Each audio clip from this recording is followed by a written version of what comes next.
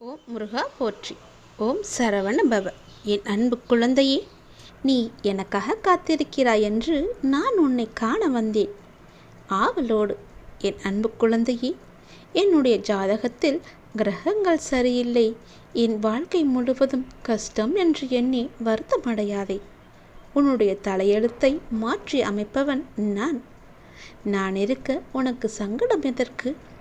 நான் இருக்க உனக்கு வேதனை எதற்கு? அனைத்தும் அறிந்து வைத்திருக்கிறேன். உன் வாழ்க்கையில் எது நடக்க வேண்டுமென்று நான் அறிந்து வைத்திருக்கின்றேன். கவலைப்படாதே. உன்னுடைய சோதனைகள் அனைத்தும் சாதனையாக மாறும் நல்ல காலகட்டம் வந்துவிட்டது.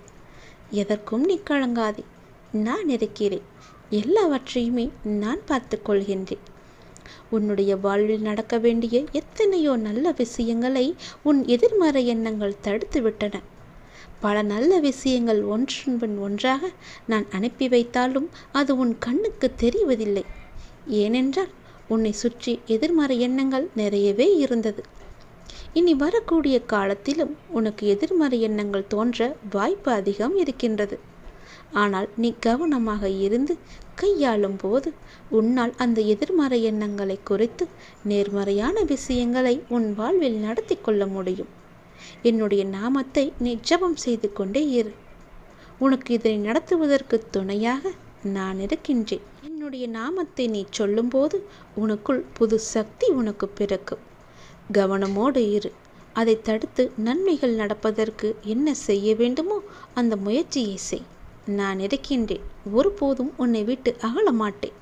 உனக்குள்ளே உள்ள எதிர்மறையை முற்றிலுமாக நீ அழித்தால் மட்டுமே என்னால் செய்யும் லீலைகள், நான் உனக்கு கொடுக்கும் நல்லதுகளை எல்லாம் உன்னால் காண முடியும். இனி வரும் காலகட்டத்திலாவது நீ கொஞ்சம் சுதாரித்துக்கொள். நீ ஜெயிக்கப் போகிறாய். எத்தனை முறை விழுந்தாலும் என் துணை உனக்கு உண்டு என்பதை நீ நிச்சயம் காண்புவாய். அப்போது என்னுடைய உதவி உனக்கு கிடைக்கும். நீ எனக்காக முதலாக விரதம் இருக்க வேண்டும் என்ற ஆசை வாய்ப்பட்டு மனதிற்குள் எவ்வளவு ஆவலாக இருக்கின்றாய். நேர்மறை எண்ணங்களோடு நல்ல சிந்தனைகளோடு இந்த விரதத்தை நீ நல்லபடியாக கடைபிடித்து முடிக்கப் போகின்றாய். உன் நம்பிக்கையும் உன் வேண்டுதலும் நிறைவேறுவதற்கு தடையாக உள்ள வினைகளை இதன் மூலம் நீ தீர்க்கப் போகின்றாய். உன்னுடைய கர்ம வினையை பாதி அகற்றிவிட்டேன். மீதம் இருப்பதையும் நான் நிச்சயம் அகற்றிவிடுவேன். உன்னுடைய வாழ்வில் நல்லது நடக்கும். எல்லோரும் நம்மிடம் நன்றாக பேசுவார்கள். ஆனால் வழித்துணையாக பக்கப்பலமாக இருக்கச் சொன்னால் விலகுவார்கள்.